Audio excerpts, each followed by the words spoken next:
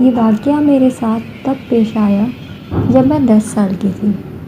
ہمارے ساتھ والا گھر ہمیشہ سے خالی تھا۔ اس گھر کے بارے میں بہت سی باتیں مشہور تھیں، پر ہم نے کبھی کچھ عجیب محسوس نہیں کیا۔ ہماری چھت اونچی تھی، ساتھ والا گھر صاف نظر آتا تھا۔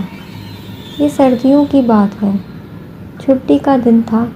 میں ہمیشہ کی طرح صبح سویرے اپنی چھت پہ کھیلنے چلی گئی۔ ساتھ گھر میں جھانکا تو ایک بال نظر آئی جو بالکل نیو تھی۔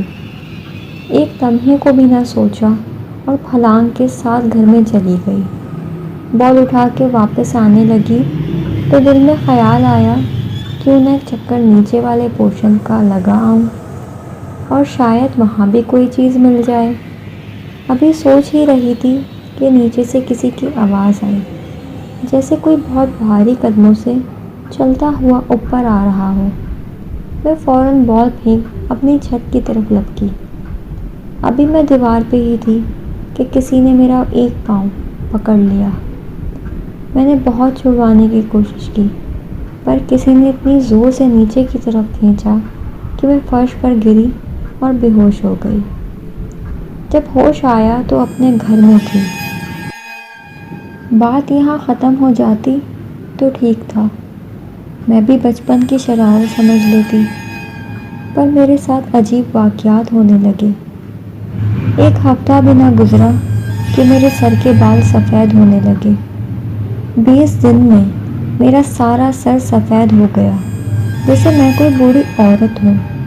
مجھے بہت بھوک لگنے لگی، یہاں تک کہ میں سب کے حصے کا کھانا کھا جاتی اور پھر بھی بھوکی رہتی۔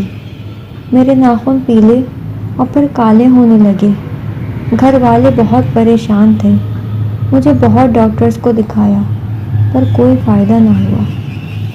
اب ایک عجیب بات ہونے لگی، میں پوری رات جاگتی اور پورا دن سوتی۔ یوں ہی 2 سال گزر گئے۔ میرے گھر والے بھی آخر تھک ہار گئے، مجھے میرے حال پر چھوڑ دیا۔ ایک رات میں ہمیشہ کی طرح اپنے صحن میں بیٹھی تھی۔ سب گھر والے سو رہے تھے۔ میں بنا سوچے سمجھے گلیوں میں نکل گئی۔ 2 گلیاں چھوڑ کر ایک کیکر کا درخت تھا۔ میں آرام سے گئی اور درخت پہ چڑھ کے بیٹھ گئی۔ مجھے اتنی خوشی ہوئی جیسے میں اپنے گھر آئی ہوں۔ صبح گھر والے مجھے ڈھونڈتے ہوئے کیکر کے پاس آئے تو خوف زدہ رہ گئے۔ میری بہن مجھے بتاتی ہے کہ میں کسی چڑیل کی جیسی لگ رہی تھی۔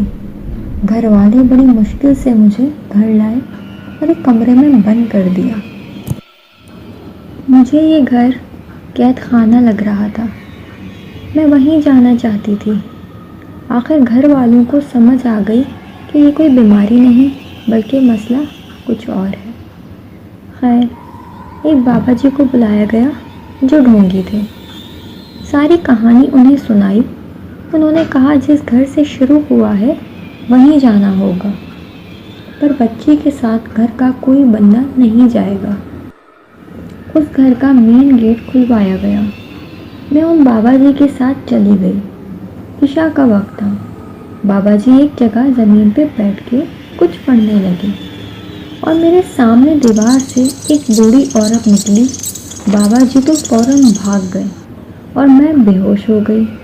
بس مجھ پر ہوش میں آنے کے بعد وہ خوف ہے کہ کئی دن گونگی بنی بیٹھی رہی۔ وقت گزرتا گیا، میری حرکتیں عجیب ہوتی گئیں۔ اب میں 23 سال کی ہوں۔ مجھے لگتا ہے میں کسی صندوق میں قید ہوں جس کی چابی اس بوڑھی عورت کے پاس ہے۔ دیکھنے میں 70 سال کی بوڑھی عورت لگتی ہوں۔ ڈاکٹر اسے بیماری کہتے ہیں، پر حقیقت میں اب انسان نہیں رہی۔